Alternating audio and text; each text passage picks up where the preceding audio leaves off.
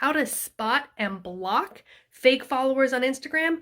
First thing to look at, how many are they following? They're usually following thousands of people, but only have a few followers in response.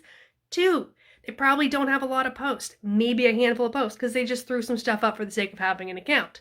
3, they probably have a really bad username, lots of underscores or really weird combinations of letters.